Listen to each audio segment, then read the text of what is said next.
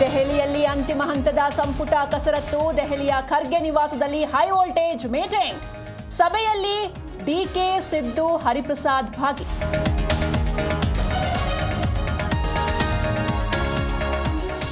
ಸಿಡಬ್ಲ್ಯೂಎಂಎಯಿಂದ ಕರ್ನಾಟಕ ರಾಜ್ಯಕ್ಕೆ big shock. CWRC ಆದೇಶ ಎತ್ತಿ ಹಿಡಿದ ಕಾವೇರಿ ನಿರ್ವಹಣಾ ಪ್ರಾಧಿಕಾರ.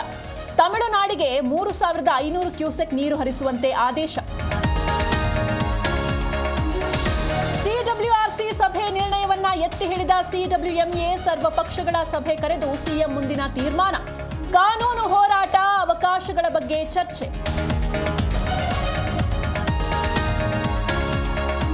ನಾಳೆ ಮತ್ತಷ್ಟು ತೀವ್ರಗೊಳ್ಳಲಿದೆ ಕಾವೇರಿ ಕಿಚ್ಚು. ಬಿಜೆಪಿಯಿಂದ ಕೆಆರ್ಎಸ್ಗೆ ಮುತ್ತಿಗೆ ಹಾಕಲು ಪ್ಲಾನ್. ಸಿಡಬ್ಲ್ಯೂಎಂಎ ಮತ್ತು ರಾಜ್ಯ ಸರ್ಕಾರದ ವಿರುದ್ಧ ಕೇಸರಿ ರಣಕಹಳೆ. ಭಾಷೆ, ನೆಲ, ಜಲದ ವಿಚಾರಕ್ಕೆ ಧಕ್ಕೆಯಾದ್ರೆ ಸುಮ್ಮನಿರಲ್ಲ. ಅವತ್ತು ಮಹದಾಯಿ, ಇವತ್ತು ಕಾವೇರಿ ವಿಚಾರಕ್ಕೆ ಬೆಂಬಲ. ಫಿಲ್ಮ್ ಚೇಂಬರ್ ಅಧ್ಯಕ್ಷೆ ಜಯಮಾಲಾ ಹೇಳಿಕೆ.